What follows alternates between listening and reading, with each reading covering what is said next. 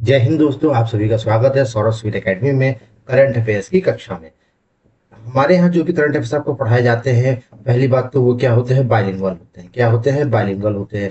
मतलब चाहे वो इंग्लिश माध्यम का बच्चा हो, चाहे वो हिंदी माध्यम का बच्चा हो, दोनों के लिए वो क्या एप्लीकेबल है। साथ ही साथ मैं आपको 30 एमसीक्यू कराता हूँ पर डे। जो भी हमारे 10 टॉपिक्स होते हैं उनसे रिलेटेड मैं आपको क्या कराता हूँ, 30 एमसीक्यू कराते हैं। ये एमसीक्यू आपके असर्शन रीजन भी रहते के भी टाइप के रहते हैं, वन लाइनर क्वेश्चंस भी रहते हैं। वन लाइनर के साथ साथ ये क्वेश्चन जो है स्टेटमेंट क्वेश्चन भी रहते हैं। मीन्स आप किसी भी परीक्षा में बैठे, ये क्वेश्चन आपको क्या काम आने वाले हैं। साथ ही साथ चाहे यूपीएससी दे, यूपीपीएससी दे, चाहे आपको स्टेट पीसीएस दे, या आप एसएससी रेलवे कोई भी परीक्षा दे, ये करंट अफेयर सभी के लिए एप्लीकेबल है। आप लोग नोट्स बनाइए करंट अफेयर्स के, पढ़े, उसका रिवीजन करिए, जिससे आपकी इस पे स्ट्रेंथ और भी अच्छी बढ़ेगी। क्योंकि परीक्षाओं में आजकल इसका परसेंटेज बहुत तेजी से बढ़ रहा है और आने वाले समय में बढ़ता ही जाएगा। तो उसको पढ़े, नोट करिए, पढ़े, रिवीजन करिए और इसकी स्ट्रेंथ को मजबूत करिए। चलिए, और सिलेक्शन लेना है तो पेन उठाना है, मतलब ये हमारा मोटो है। इसी मोटो से स्टार्ट करते हैं। पहला, prix versatile 2026 world most beautiful airport. Prix versatile 2026 ने अभी अभी क्या किया है, ब्यूटीफुल एयरपोर्ट की रिपोर्ट रिलीज की है। तो इस रिपोर्ट में भारत के दो एयरपोर्ट्स को शामिल किया है। भारत के दो एयरपोर्ट को शामिल किया गया है।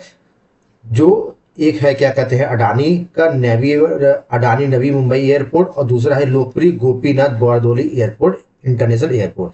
मीन्स ये जो संस्था है प्रिक्स वर्सटाइल, ये क्या करती है कि विश्व के लगभग 100 एयरपोर्टों को लेती है और जिसमें सबसे सुंदर जो एयरपोर्ट है, मतलब जो सबसे ब्यूटीफुल एयरपोर्ट है, उनकी लिस्ट करती है। ये कहाँ पर होता है? ये यूएसको हेडक्वार्टर जो उसका पेरिस में, वहीं पर ये रिपोर्ट जारी होती है। और भारत के दो एयरपोर्ट, इन दोनों एयरपोर्ट को किसने बनाया है? अडानी ने बनाया है। अडानी एयरपोर्ट्स लिमिटेड जो कंपनी है, उसने ही अडानी नेवी मुंबई इंटरनेशनल एयरपोर्ट बनाया है, और लोकप्रिय गोपीनाथ बारदोली इंटरनेशनल एयरपोर्ट को भी अडानी ने ही बनाया है। अच्छा, जिन एयरपोर्ट को शामिल किया जाता है, आप अगर देखेंगे तो बहुत ही खूबसूरत एयरपोर्ट है, दोनों बहुत खूबसूरत एयरपोर्ट है। पैरामीटर्स क्या है? Include sustainability, passenger comfort and architectural infrastructure. मतलब कितनी स्थिरता है। स्थिरता मतलब क्या हो गया कि इन्वायरमेंट से रिलेटेड क्या क्या काम किया गया है, ग्रीन एनर्जी से रिलेटेड क्या क्या है, वाटर ड्रेनेज सिस्टम है, water management system, sewage treatment plant, ये सब फैसिलिटी कैसी है, ये चीज देखा गया। पैसेंजर कंफर्ट की, तब यात्री सुविधाएं कैसी हैं, उसका इंफ्रास्ट्रक्चर कितना है। आप देखेंगे अगर कभी, तो गोपीनाथ बरदोली एयरपोर्ट का इंफ्रास्ट्रक्चर बहुत ही बेहतरीन बना हुआ है। ठीक, और इन दोनों को किसने बनाया? अडानी ग्रुप ने बनाया है। अडानी ग्रुप ने दोनों ही एयरपोर्ट को क्या किया है? बनाया है। क्योंकि देखिए सरकार का मॉडल चला ना, PPP model, public private partnership, triple P model. तो इसके तहत ही सारी चीज का इनोवेशन है, डेवलपमेंट तेजी से हो रहा है। क्योंकि सरकार इतना पैसा लगा नहीं सकती, तो प्राइवेट एंटरप्रेन्योरशिप और क्या कहते हैं गवर्नमेंट, दोनों मिलकर क्या करती है, डेवलपमेंट कर रही है। Which of the following Indian airports were included in 2026 Prix Versatile list of world most beautiful airport? निम्नलिखित में किस भारतीय हवाई अड्डे को विश्व की सबसे सुंदर हवाई अड्डों की 2026 प्रिक्स वर्साई सूची में शामिल किया गया? Adani Navi Mumbai international airport. Question number 2, consider the following statement regarding the Prix Versatile 2026. The award was honored at the UNESCO headquarters in Paris. ये बात बिल्कुल सही है।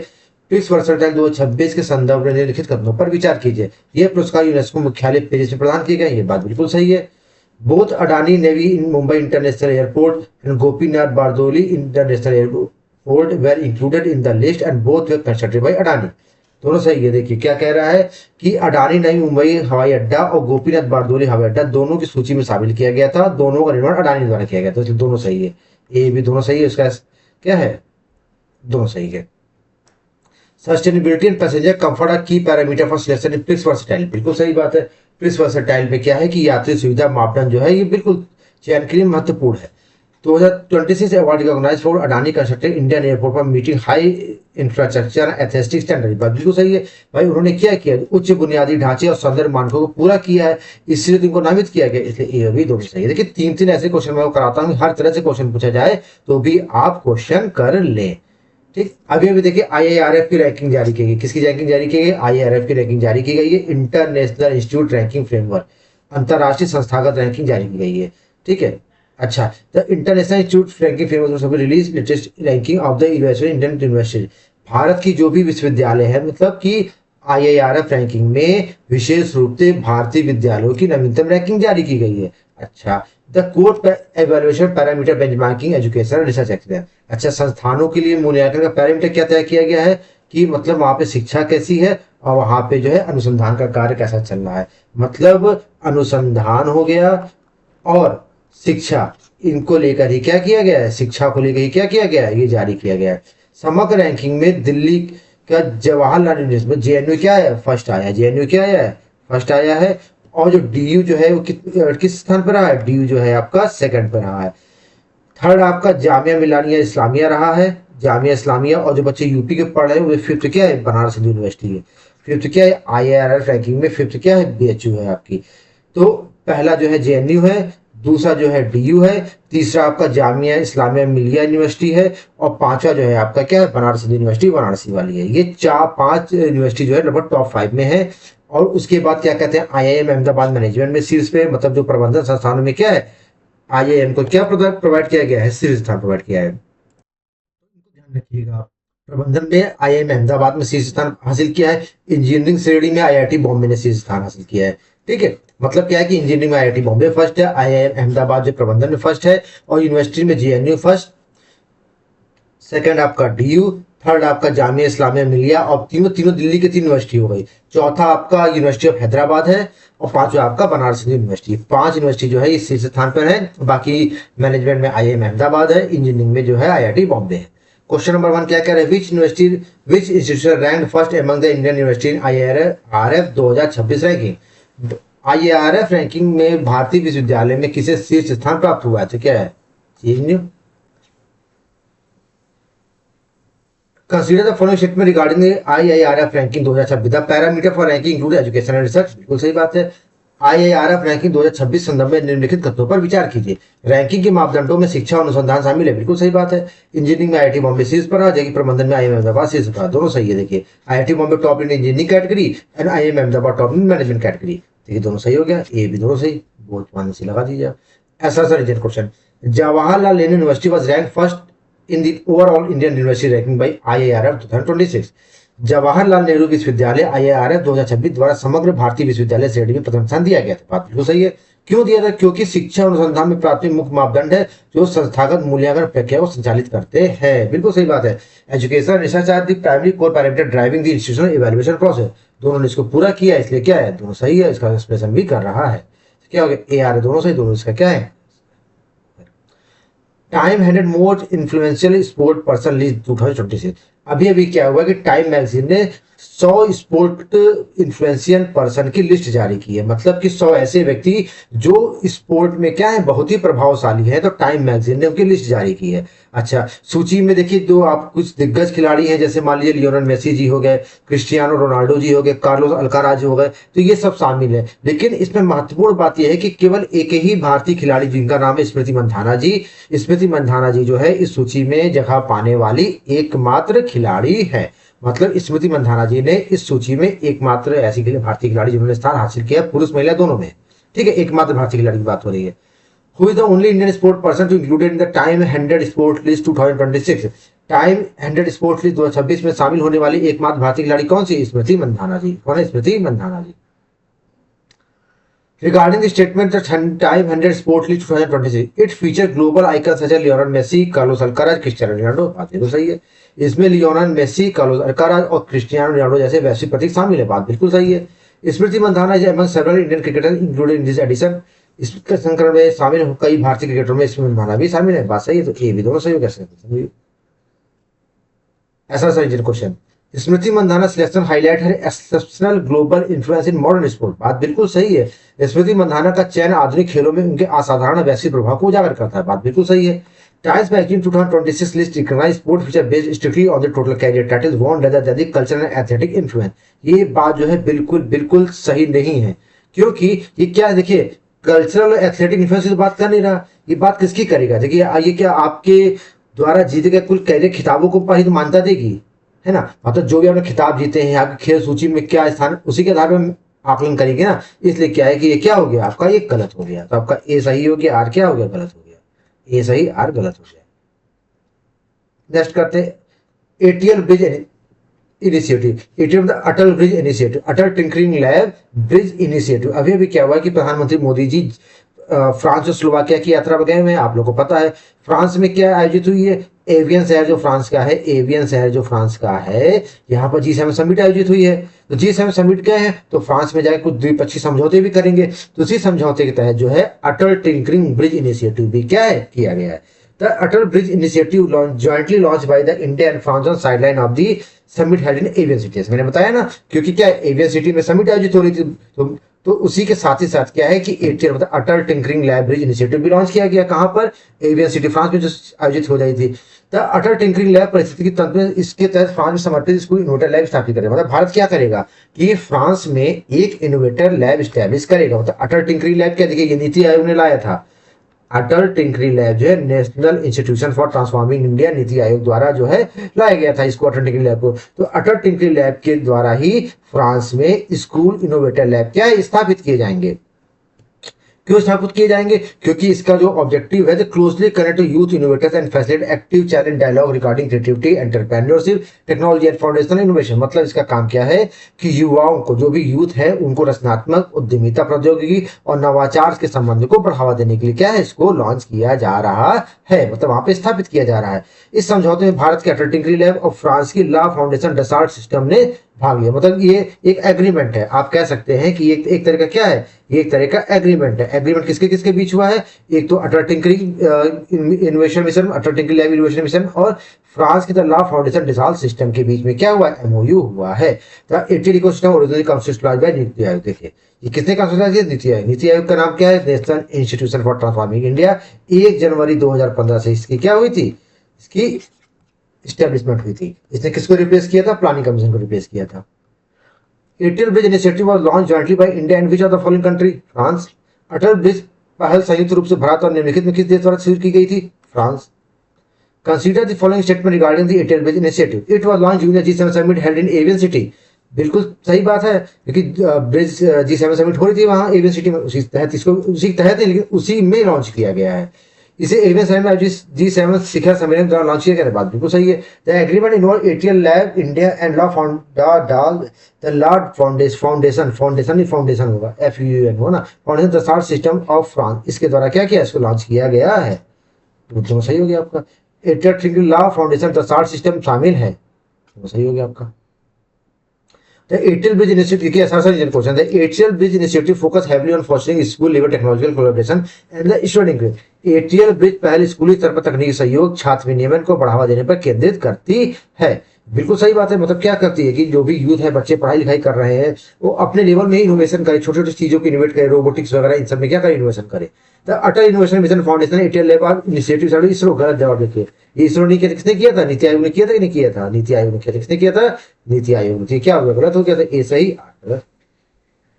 5वां question, Marut portal and India's wind energy target. अभी भी क्या किया गया, wind Marut portal, WT Marut portal क्या है, लॉन्च किया गया है। मतलब विंड सेक्टर को स्ट्रेंथ करने के लिए, मतलब कि जो विंड सेक्टर है हमारा, मतलब जो wind power, solar wind power energy है, इसको जो है स्ट्रेंथ, मतलब कि इसको मजबूती प्रदान करने के लिए WT मारुत पोर्टल लॉन्च किया गया है। ठीक, मतलब इस पावर पोर्टल का मुख्य उद्देश्य क्या है, पवन ऊर्जा प्रौद्योगिकी को घरेलू आपूर्ति श्रृंखला को रणनीतिक ताकत प्रदान करना। मतलब कि जो घरेलू आपूर्ति होती है हमारी, इसको क्या करना, एक तकनीकी के साथ साथ एक रणनीतिक ताकत भी प्रदान करना है। इसको लॉन्च किसने किया है, इसको नवीन और नवीकरणीय ऊर्जा मंत्री प्रहलाद जोशी जी ने लॉन्च किया है। मतलब देखिए रिन्यूएबल एनर्जी मिनिस्टर कौन है, प्रहलाद जोशी ने लॉन्च किया है। अगर आप सोच सकते हैं कि ये कल उसी दिन क्यों लॉन्च किया गया, क्योंकि जो है 15 जून को दुनिया भर में क्या मनाया जा रहा था, विश्व पवन दिवस मनाया जा रहा था। और आपको ये पता होगा, लास्ट क्लास में मैंने आपको बताया था कहां पर सेलिब्रेट हो रहा है, गोवा में सेलिब्रेट हो रहा था। तो इसी गोवा में भारत के जो नवीकरणीय ऊर्जा मंत्री हैं, इन्होंने WT मारुत पोर्टल क्या है, लॉन्च किया है। ठीक है, भारत का टारगेट क्या है, 155 गीगावाट पवन ऊर्जा क्षमता। ये देखिए टारगेट याद रखिएगा, ठीक है। 2035 तक 155 गीगावाट ऊर्जा भारत का लक्ष्य है। Which is the targeted wind energy capacity set by India to be achieved by the year 2035, 155 gigawatt. वर्ष 2035 तक भारत द्वारा प्राप्त की जाने पवन ऊर्जा क्षमता निर्धारित लक्ष्य कितना है, 155 gigawatt. Consider the following statement regarding the WT Marut portal. It aims to strengthen the supply chain of wind energy. बात बिल्कुल सही है। It was launched on 15 June on the eve of World Wind Day by Minister Prahlad Joshi. देखिए बिल्कुल सही बात है। WTO mount portal से संबंध में लिखित कथनों पर विचार कीजिए। इसका उद्देश्य पवन ऊर्जा की आपूर्ति श्रृंखला को मजबूती प्रदान करना है, बात बिल्कुल सही है। इसे 15 जून को विश्व पवन दिवस के अवसर पर मंत्री प्रहलाद जोशी द्वारा लॉन्च किया गया था, बात दोनों सही है। कहाँ पर लॉन्च किया था? गोवा में। गोवा भी याद रखिएगा आप लोग, इंपॉर्टेंट है, पूछ सकता है क्योंकि भारत में हुआ है ना ये। न्यू ज्योग्राफिकल इंडिकेशन है, देखिए कल भी मैंने आपको कुछ जीआई टैग बताया था, आज भी कुछ जीआई टैग में। तो अभी भी क्या है कि भारत के 3 राज्यों में जीआई टैग जारी हुए। कौन कौन से राज्य में? एक बिहार राज्य, एक त्रिपुरा राज्य और एक असम में, तीनों में जीआई टैग लॉन्च हुए हैं। ठीक, अच्छा बिहार में क्या है? 52 बूटी साड़ी। और नालंदा की 52 बूटी साड़ी है, मतलब इसमें 52 तरह की क्या है? कढ़ाई है। 52 तरह की साड़ी में क्या है? कढ़ाई। इसको लॉन्च किया गया है। पत्थर कटी स्टोन क्राफ्ट ऑफ गया, मतलब जो पत्थर कटी आर्ट क्राफ्ट है गया, कि इसको जीआई टैग मिला। क्यों मिला है? क्योंकि ये ब्लैक पत्थर ग्रेनाइट से क्या मूर्तियां बनती है। और एक पिरिया पेंटिंग भोजपुर की एक पिरिया पेंटिंग है, उसको भी जीआई टैग मिला है। ऐसे त्रिपुरा को भी जीआई टैग किस पे मिला है? त्रिपुरा को मिला है ट्रेडिशनल म्यूजिक इंस्ट्रूमेंट है, जो क्या कहते हैं, तपस्वी है, मॉन्क लोग बजाते हैं, स्कोंडिया, क्या कहते हैं इसको? बोलते हैं स्कोरिंडा। ठीक है, इसको जो भी जीआई टैग मिला है, संगीत वाद्य यंत्र है, तार से बना रहता है, इसे तार जुड़े रहते हैं और इसको झंकार दे टंकार दे के इसको बजाया जाता है। और असम में दो चीज को मिला है, एक बैम्बू क्राफ्ट को मिला है, एक देवरी ट्रेडिशनल प्रोडक्ट को मिला है।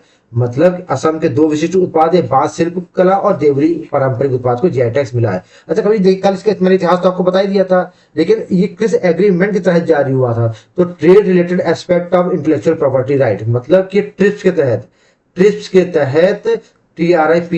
के तहत ये पूरे वर्ल्ड में क्या होता है, जो आईपीआर इंटेलेक्चुअल प्रॉपर्टी राइट्स मतलब जीआई टैग क्या है, पूरे विश्व में इन्फोर्स होता है। और भारत का पहला जीआई टैग कौन है? दार्जिलिंग टी, इतना आप याद रखिएगा। The famous 52 Buti sari recently received GI tag belongs to Nalanda. प्रसिद्ध पारंपरिक 52 बूटी साड़ी हाल में किसको जीआई टैग मिला? Nalanda. Consider the following statement regarding the newly granted GI tag. पत्थर कटी स्टोन क्राफ्ट बिलोंग टू गया, बिहार एम्प्लॉइजेज द ब्लैक ग्रेनाइट, बिल्कुल सही बात है। पत्थर कटी स्टोन क्राफ्ट बिहार संबंधित है और इसमें काले ग्रेनाइट का प्रयोग किया जाता है, बात बिल्कुल सही है। स्कोरिंडिया traditional music instrument from Assam release the granite tag, गलत होगी ना। स्कोरिंडिया कहाँ का है आपका? ये आपका त्रिपुरा का है। ये आपका कहाँ का है? स्कोरिंडिया का है, त्रिपुरा का है, तो गलत हो गया आपका। ये क्या हो गया आपका? ए सही, दूसरा गलत हो गया। GI tag serve as enforce intellectual property right globally, बिल्कुल सही बात है। भौगोलिक संकेतक विश्व स्तर पर एक लागू बौद्धिक क्षमता अधिकार में कार्य करते हैं, बात बिल्कुल सही है।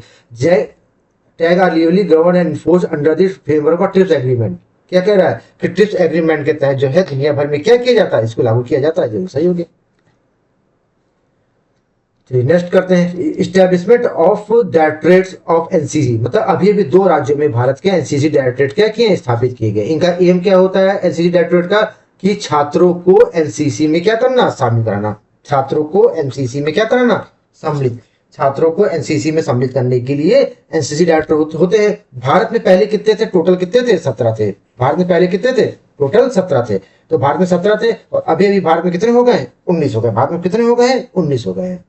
ध्यान रखिएगा, भारत में कितने हो गए? 19 हो गए।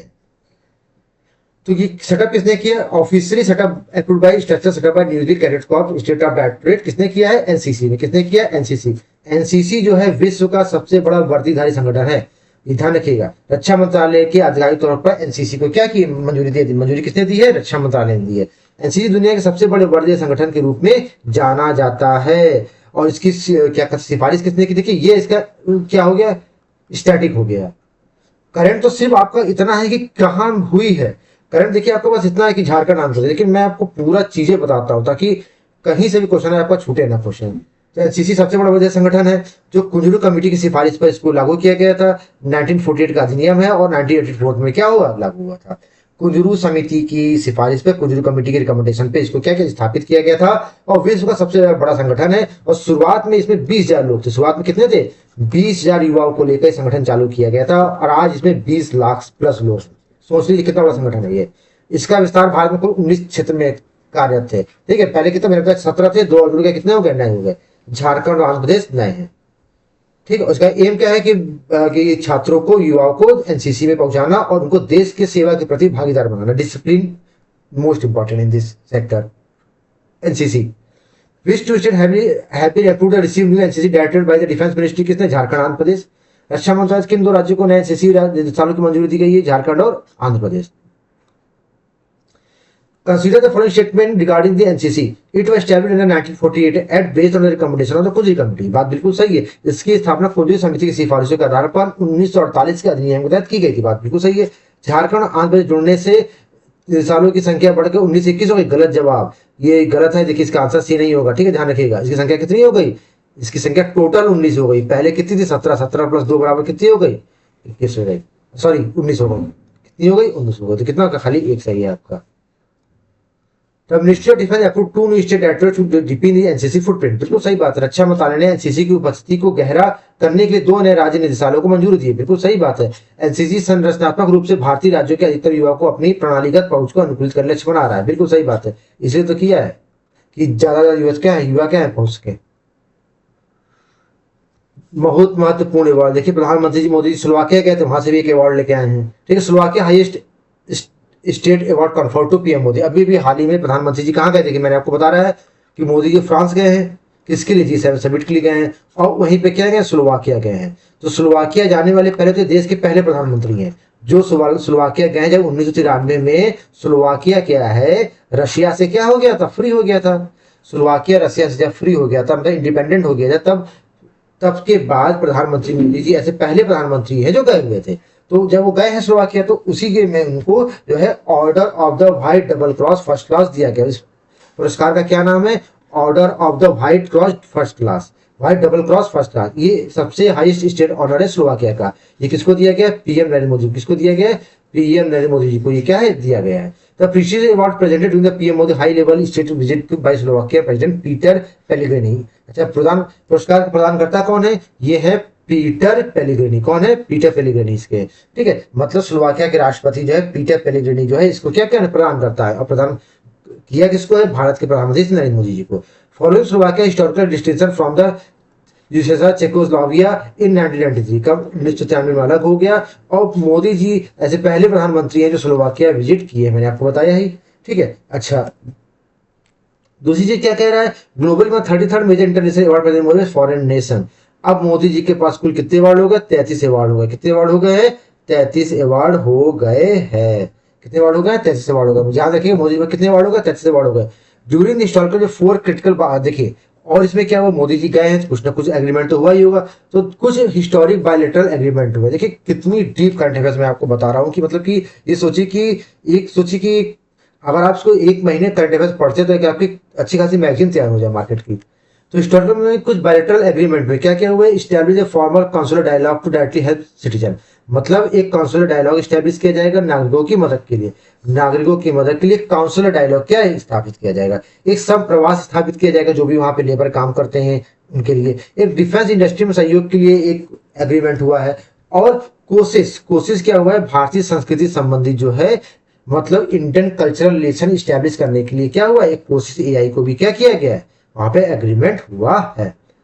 चलिए, which is the name of the highest award of Slovakia conferred to PM Modi. क्या नाम है अवार्ड का? Order of the white cross double cross, white double cross first class. 2026 PM Narendra Modi प्रदान किया गया स्लोवाकिया के सर्वोच्च राज पुरस्कार का क्या नाम है? Order of the white double cross first class. चलिए नेक्स्ट करते हैं। He considered the following statement regarding the PM Modi visit to Slovakia. He is the first Indian Prime Minister to visit Slovakia since separation in 1993। बात बिल्कुल सही है। वो 1993 से अलग होने के बाद स्लोवाकिया की यात्रा करने वाले पहले प्रधानमंत्री। बात बिल्कुल सही है। An MOU titled Shram Pravas regarding the migration and labour mobility was sign during the visit. बिल्कुल सही बात है। या देखिए, तो अगर आप पूरी चीजें डिटेल नहीं पढ़ेंगे, बस प्रधानमंत्री मोदी जी का अवार्ड मिला है ठीक है आप पढ़ लेंगे, लेकिन आप पूरी चीज नहीं पढ़ेंगे तो आप क्वेश्चन कैसे कर पाएंगे आने वाले समय में? क्योंकि जमाना वो नहीं रहा, जमाना क्वेश्चन हार्ड आ रहे हैं। तो प्रवासन के दौरान श्रम गतिशीलता को संबंधित श्रम प्रवासन नाम का ज्ञापन सौंपा है, हस्ताक्षर किए। बात बिल्कुल सही है। तो क्या होगा? ए या दोनों सही हो गया। PM Modi sign multiple labour treaties including a council dialogue and defence industry agreement with Slovakia. बिल्कुल सही है। पीएम मोदी ने स्लोवाकिया के साथ काउंसिल डायलॉग के रक्षा उद्योगों सहित कई उच्चरित संधियां हस्ताक्षर किए। बात बिल्कुल सही है। स्लोवाकिया यूरेशियाई क्षेत्र के भीतर भारत का सबसे बड़ा महत्वपूर्ण व्यापारिक भागीदार नहीं है भैया। ये तो वही चाइना वगैरह है, यूएसए है, चाइना आता है, रैंकिंग बदलती रहती है। ये नहीं है, स्लोवाकिया नहीं है। ठीक है, ध्यान दीजिएगा। ए ट्रू हो गया, आर गलत हो गया आपका। Multi layered ballistic defence system. देखिए अभी भारत क्या है कि भारत विश्व का 5वां देश बन गया है जिसके पास मल्टी लेयर्ड मतलब बहुस्तरीय बैलिस्टिक मिसाइल क्षमता है। मतलब क्या है कि हवा में ही भारत क्या करेगा? अपने डिफेंस करने में क्या है सक्षम रहेगा। अभी अभी किसके किसके मतलब क्या है कि India achieves the historic military milestone by successful deploy robust fully indigenous multi level ballistic missile system. मतलब हम पे कोई हमला करता है तो हम उसके हमले को क्या कर देते हैं, नष्ट कर देते हैं, उसका हमला होने नहीं पाता है। तो ये सिस्टम अचीव करने वाला भारत विश्व का 5वां देश बन गया। और कौन कौन है इसमें, एक तो यूएसए, आपको पता ही रहेगा, यूएसए चाइना है, चाइना के साथ साथ कौन है, एक देश है क्या कहते हैं रशिया, और रशिया के साथ साथ कौन है, चौथा आपका इजराइल। कौन सा है, इजराइल। इजराइल के बाद 5वां देश कौन बन गया, अपना ये भारत। ये ध्यान रखिएगा आप, इतने देश हो गए हैं। चलिए, तो ये क्या हो गया, भारत विश्व का 5वां देश बन गया जो ये कर रहा है। The elite group Nations advance multi layer BMD capacity include USA, Russia, China, Israel. लेकिन मैंने आपको बताया अभी कि कौन कौन से देश हैं, और इसमें जो की बात क्षमता है मल्टी लेयर क्या कहते हैं multilateral missile ballistic missile defence, हाँ बैलिस्टिक मिसाइल डिफेंस बीएमडी, ठीक है। बैलिस्टिक मिसाइल डिफेंस सिस्टम किसके किसके पास है, रूस, चाइना, इजराइल और यूएसए, इनके पास है। ये प्रणाली भारत को उच्च मिसाइल बैलिस्टिक मिसाइलों को नष्ट करने की उच्च क्षमता प्रदान करती है। बात बिल्कुल सही है। इसके आने से क्या होगा, भारत जो है जो मिसाइल वगैरह उनको क्या कर देगा, नष्ट कर देगा हवा में। ये प्रणाली सटीक प्रहार के लिए डिजाइन की गई, इसको आधुनिक इंटरसेप्टर मिसाइल नेटवर्क पर बहुत अधिक निर्भर करती है। मतलब ये कैसी मिसाइलें हैं, ये इंटरसेप्टर मिसाइल है। कैसी मिसाइलें हैं, इंटरसेप्टर, नोट कर लीजिएगा। पूछ सकता है कि मिसाइलें कैसी, तो मिसाइलें क्या है, इंटरसेप्टर मिसाइल हैं। India sentry become the dash country in the world to possess multi layer ballistic missile capacity. Fifth, Bharat हाल ही बहुस्तरीय बैलिस्टिक मिसाइल रक्षा क्षमता हासिल कर दुनिया का कौन सा देश बन गया, 5वां।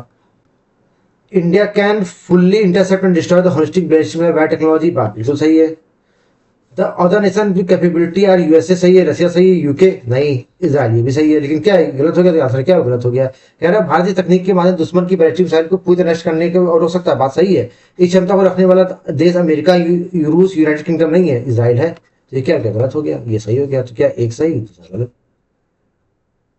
India operationalise multi layer BMD cement in strategic defence capacity. बात बिल्कुल सही है। भारत द्वारा बहुस्तरीय बीएमडी का संचालन उसकी रणनीतिक निर्माण क्षमता मजबूत करता है। बिल्कुल, हमारी क्षमता बढ़ रही, इसको दर्शाता है कि नहीं दर्शाता है।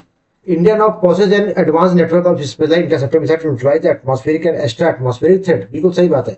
भारत के पास वायुमंडलीय और बाहरी वायुमंडलीय खतरों को बेअसर करने के लिए विशेष इंटरसेप्टर मिसाइल को उन्नत नेटवर्क है। भाई सही बात है। हम हवा में ये क्या कर देंगे, नष्ट कर देंगे। हवा में हम क्या कर देंगे, अब नष्ट कर देंगे। आज का last topic, aqua park and NFBD centre establish at Bihar. अभी भी क्या हुआ है कि जो राजीव लल्लन जी है, राजीव लल्लन सिंह, ठीक है, ये कहाँ के हैं, राजीव रंजन सिंह उर्फ लल्लन सिंह। ये क्या यहाँ के मंत्री हैं, ये केंद्रीय मंत्री है, ठीक है। और इन्होंने क्या किया है, बिहार में एक एक्वा पार्क और एक नेशनल फिशरी डेवलपमेंट बोर्ड की क्या की स्थापना की है। तो two critical state of art fishery development centre have been established in Bihar. Bihar में क्या की स्थापना की है।